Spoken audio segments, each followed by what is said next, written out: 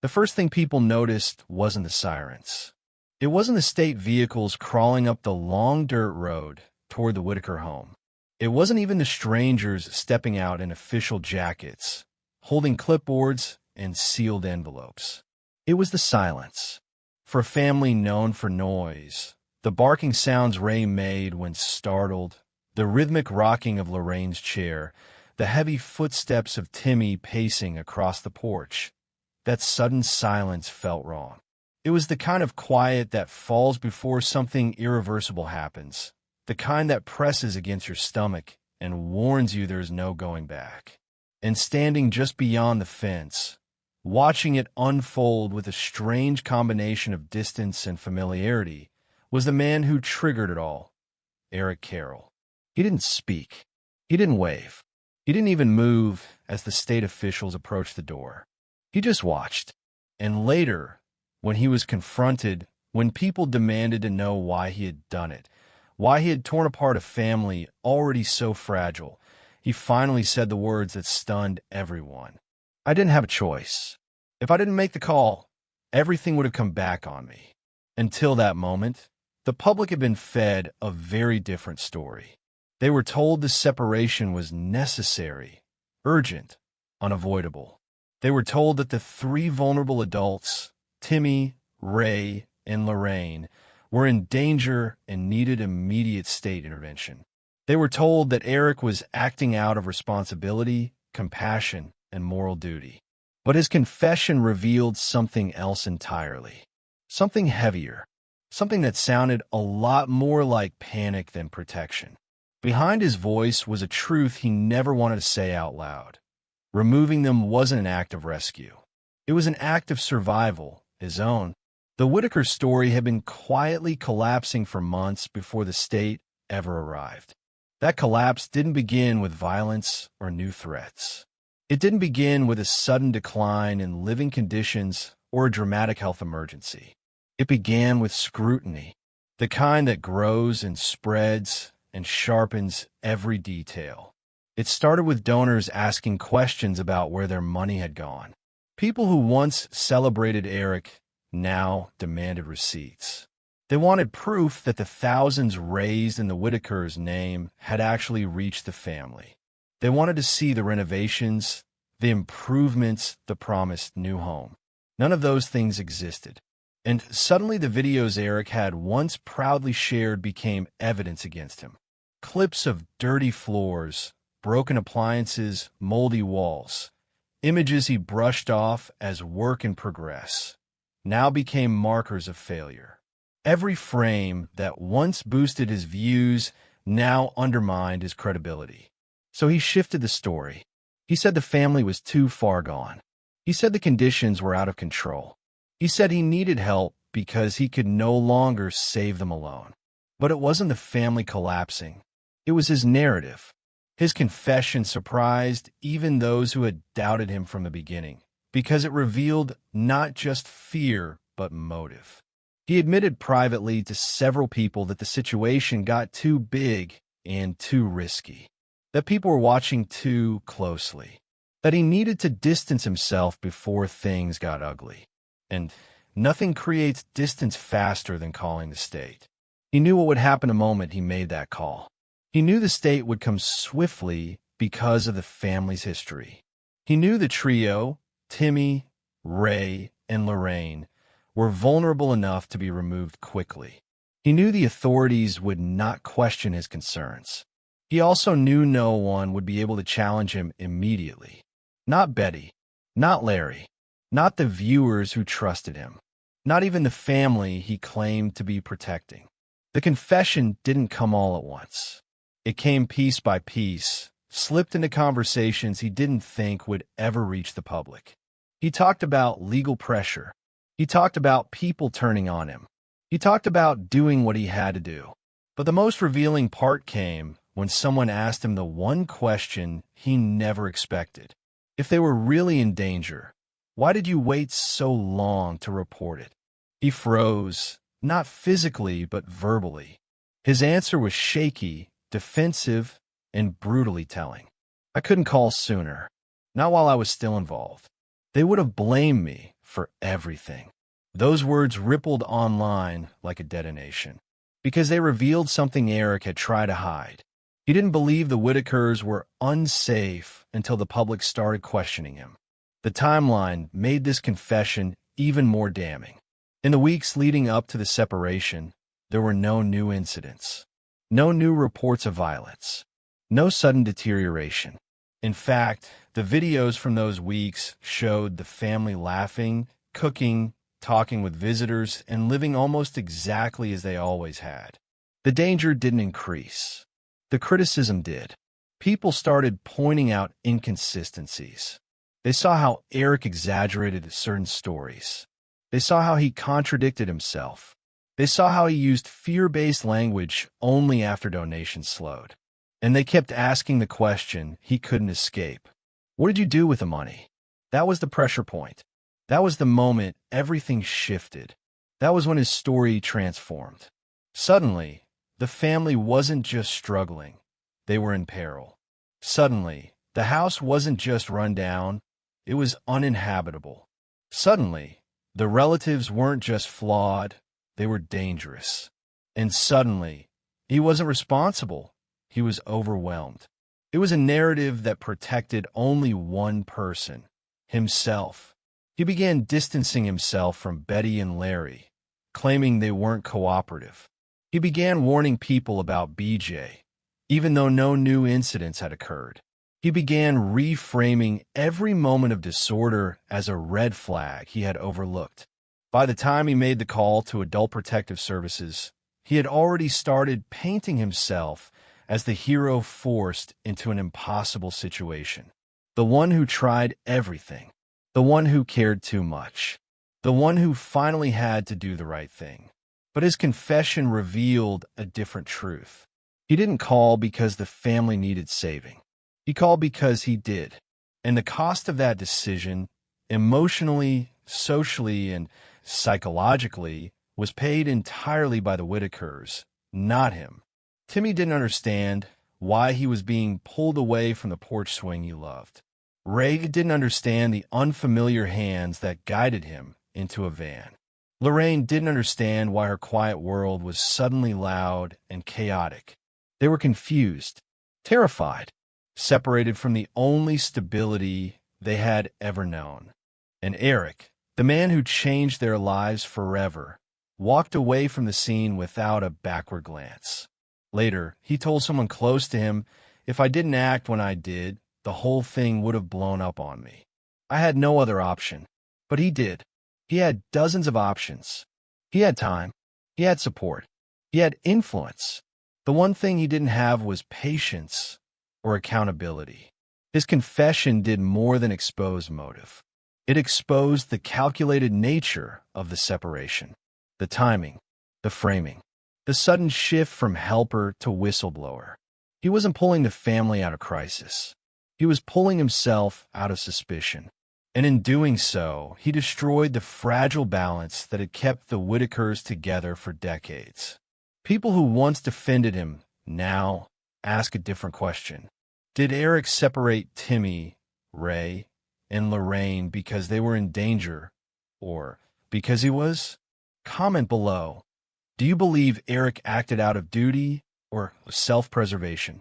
The confession was only the first fracture. Once those words slipped out, "If I didn't act when I did, everything would have come back on me," the narrative Eric spent months constructing began to crumble.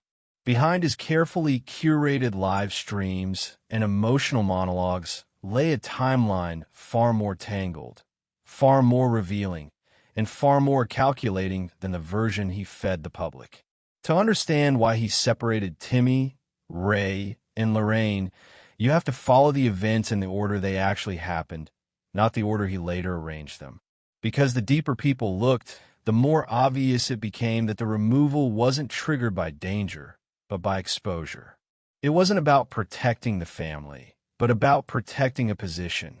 And the story shifts dramatically once you lay out the private conversations, the unexplained gaps, and the decisions that preceded his call to Adult Protective Services. It began with the money. More specifically, with the moment people started noticing that the money wasn't going where he said it was. For months, donors believed every dollar sent to Eric was being used to improve the Whittakers' lives. He said it repeatedly. He promised transparency. But as time passed, the footage didn't match the claims. The house remained in ruins. The bathroom was never installed. The kitchen still looked like a disaster zone. The outdoor structure stayed broken, leaning, collapsing. And the new home, his biggest promise, was nowhere. Instead, viewers saw him traveling, dining out, replacing equipment, and boasting subtly about growing his platform.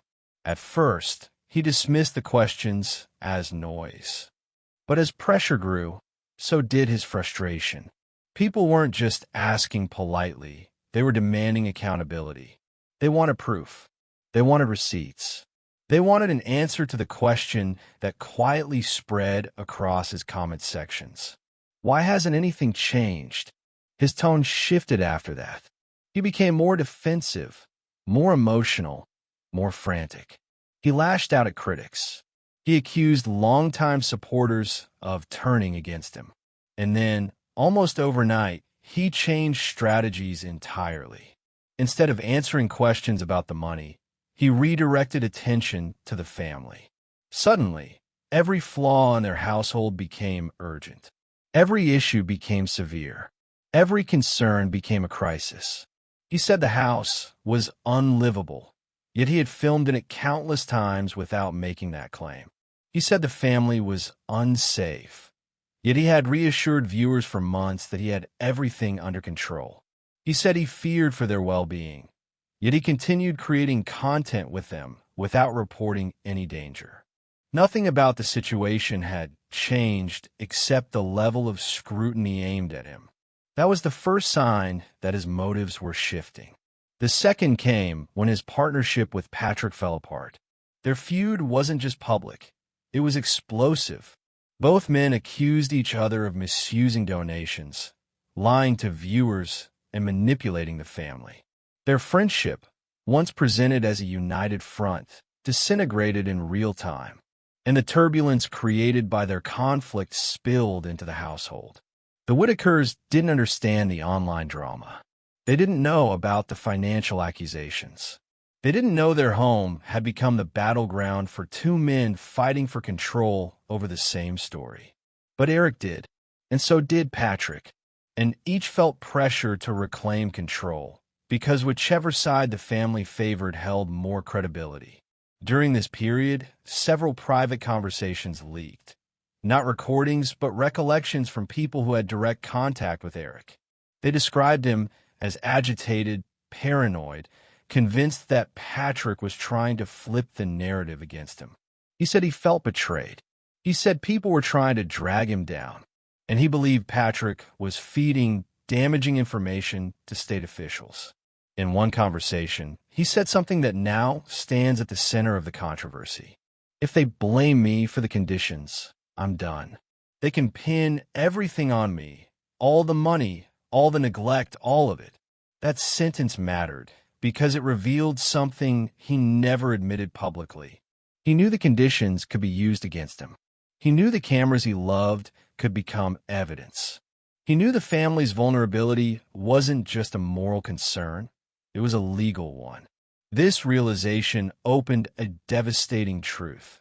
He feared the consequences not of what the family was living through, but of what people believed he had allowed. And from that fear grew his most drastic decision. The timeline became even sharper once people revisited the days leading up to the removal. The public had been told the call to APS was a sudden necessity, a response to an escalating emergency. But privately, Eric had predicted the separation days before it happened. He spoke of it casually, as if describing a logistical plan instead of a life-altering event. He said, "They'll probably need to be placed somewhere safer." He said, "I can't keep going back there like this." He said, "Once the state steps in, everything will settle." But nothing dangerous had happened during those days. No police reports, no new injuries, No documented threats. Nothing. Except the growing investigation into donation misuse. Except the feud with Patrick intensifying. Except the audience questioning his credibility. And then, in a moment that now looks painfully calculated, he made a strategic shift. He began speaking more dramatically about the family's vulnerabilities. He emphasized their disabilities in ways he had never done before. He described their emotional breakdowns. He painted the home as unmanageable. And then he presented himself as the one man who had carried the burden for too long. This rhetorical shift allowed him to reshape the narrative. If the situation looked dire enough, intervention would seem inevitable, and his role would look noble, not self-serving. By the time he picked up the phone and called Adult Protective Services, the story had already been rewritten. All the public saw was a man reluctantly making a difficult choice. All they heard was a trembling voice describing unbearable conditions. All they felt was empathy for a caretaker pushed beyond his limits. But behind closed doors, he had been preparing for this outcome long before he made that call. His confession later confirmed what the timeline already suggested. He wasn't acting out of sudden moral responsibility. He was acting because he felt the walls closing in. He believed that if the family remained in their home, the longer he stayed involved with them, the more likely it was that he would become the primary target of legal action. That realization reframed everything. The removal wasn't a reaction. It was a preemptive strike, a way to redirect the spotlight, a way to escape scrutiny, a way to distance himself before investigators or donors turned toward him fully. And the most heartbreaking part of the timeline was this. Before his call, no one, not Betty, not Larry, not Timmy, not Ray, not Lorraine, knew anything was going to happen. They had no warning, no time to prepare, no explanation. When the state vehicles arrived, the family believed it was another day of filming, another check-in, another round of charity or assistance. They didn't know the real purpose until officials stepped inside the yard. Witnesses who spoke privately said the moment the first official approached the door, Eric stepped back. He didn't greet them. He didn't intervene. He didn't advocate on the family's behalf. He simply watched from a distance. His confession later revealed why. He knew once the state took custody, he could wash his hands clean. He knew once they stepped in, they would take responsibility for every problem. He knew once the trio was removed, the story no longer rested on his shoulders. The call wasn't about saving the family. It was about saving himself. And in the process, the three most vulnerable members who never understood the accusations, the live stream drama, the donation tension, the investigations, were the ones who paid the ultimate price. Comment below. Do you think Eric planned the removal long before he admitted it?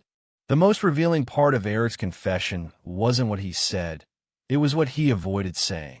His words built a scaffold, but the truth hung in the empty spaces between them. To understand how the separation unfolded, you have to examine those silences, the messages he didn't show, the warnings he ignored, and the growing sense among people around him that he had crossed a line long before he ever called the state. Long before the removal, several individuals had contacted him with concerns that something fell off in his approach. These weren't haters or trolls. They were people who genuinely believed in his mission early on. They told him he was doing too much alone, taking on too much responsibility, and placing himself in a role he wasn't equipped to handle. Some warned him the situation was becoming emotionally unstable. Others urged him to involve state professionals sooner. And a few, in one way or another, hinted that the path he was on would eventually collide with legal oversight. But Eric brushed off every warning. He believed he had become the family's protector, the one person uniquely capable of guiding them.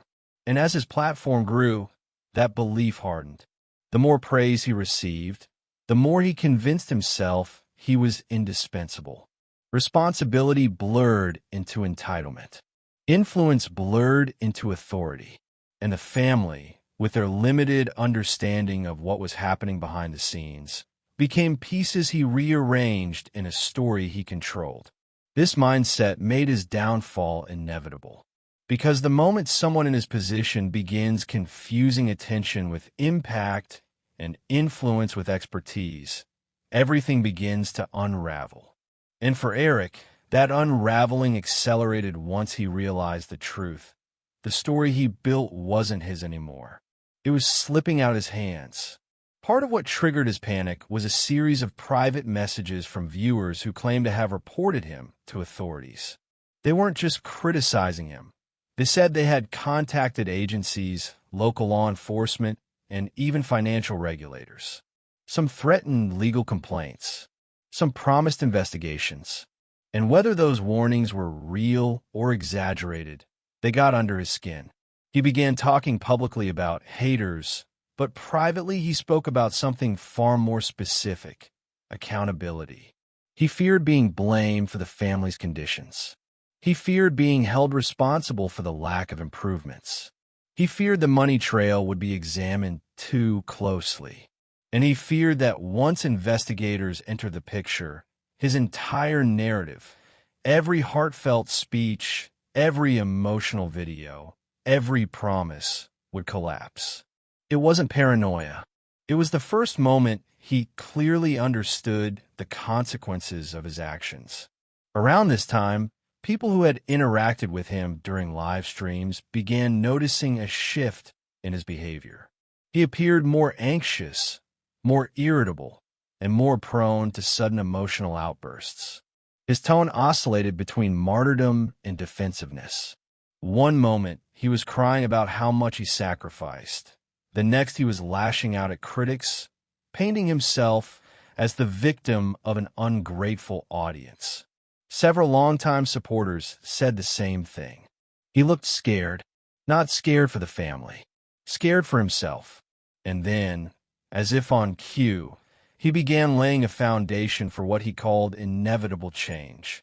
He started speaking as though the family situation was spiraling beyond his control. He described conditions that had existed for years as sudden emergencies.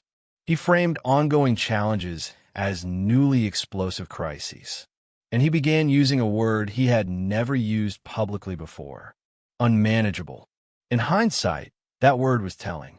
It signaled that he was preparing his audience, and perhaps himself, for the idea that he would soon not be involved. It created a narrative arc where stepping back could be framed as heartbreak instead of abandonment. But he wasn't stepping back.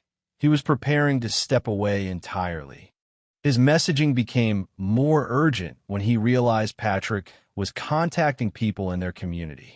Patrick had started gathering his own evidence, screenshots of donations, inconsistencies in Eric's claims, conversations that contradicted what Eric told the public. And Patrick wasn't entirely trustworthy himself, but he knew the local terrain. He had connections. He had proximity. And he was close enough to the family to witness what Eric hoped would remain unseen. That unsettled Eric. According to a person who spoke with him during this period, he admitted privately, "If Patrick gets to them first, I'm the one who looks guilty." It was a rare moment of candid self-awareness. He wasn't worried about the truth. He was worried about whose truth would reach the public first.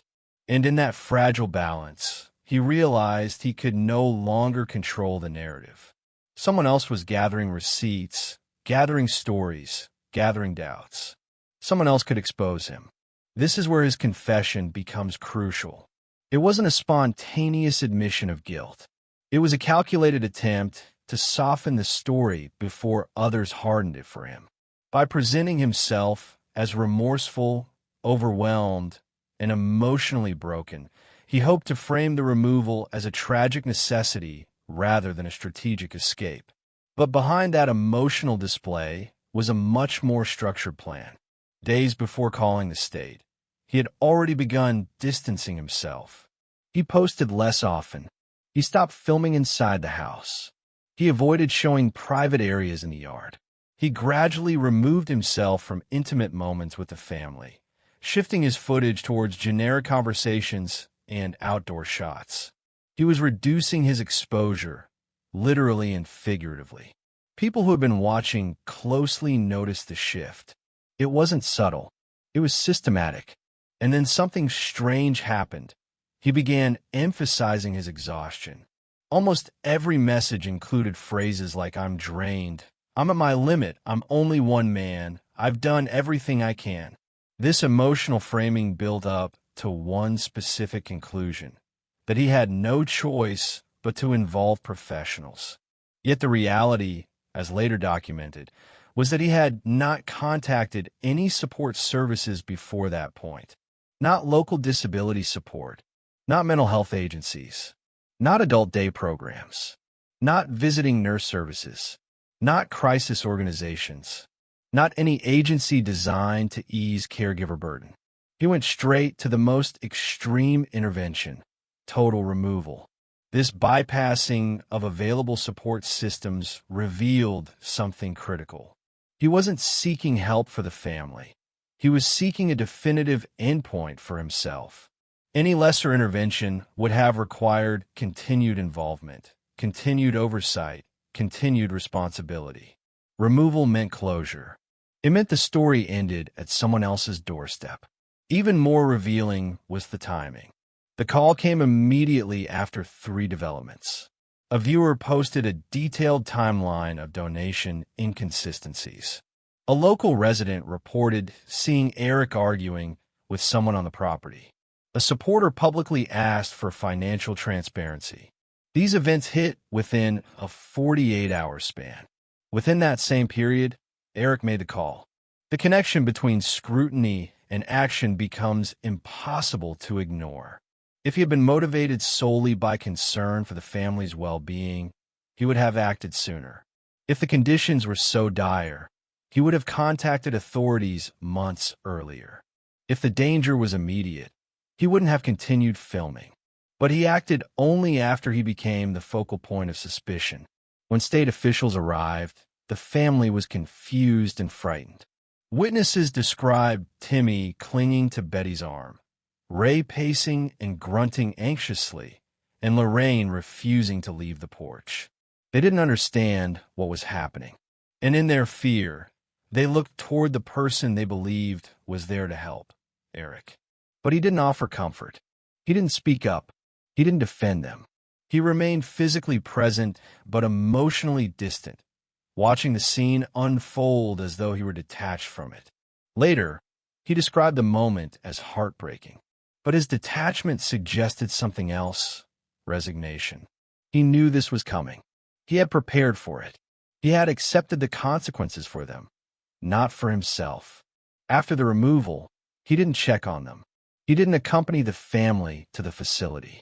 He didn't offer to help navigate the process. He didn't provide support to Betty or Larry in the aftermath. He withdrew completely. And when questioned, he said only one haunting line: "I did what I had to do." That phrase didn't describe a rescue. It described a survival tactic. What happened after the separation was not healing. It was not relief. It was not the quiet restoration Eric implied would follow his decision. What unfolded instead was a slow, aching collapse, one that exposed the depth of the damage he left behind and the irrevocable break he created between the family, the community, and the public that once watched with fascination. The first few days after Timmy, Ray, and Lorraine were taken were marked by a heavy, stunned silence on the property. Betty, who had always pushed through hardship with stubborn strength, seemed hollowed out. Her voice, once steady even in chaos, trembled whenever she spoke their names. She didn't understand why they were gone. She didn't understand where they were taken. She didn't understand what she had done wrong. Her grief wasn't loud. It was a kind of slow crumbling, an aging woman carrying questions she knew she would never get the answers to. Larry, who rarely showed emotion in front of others, reacted differently. He paced the yard. He argued with shadows. He repeated the same phrases like a man trying to rewrite time through repetition. They shouldn't have took him. They shouldn't have took. His frustration wasn't the anger of a man who felt guilty.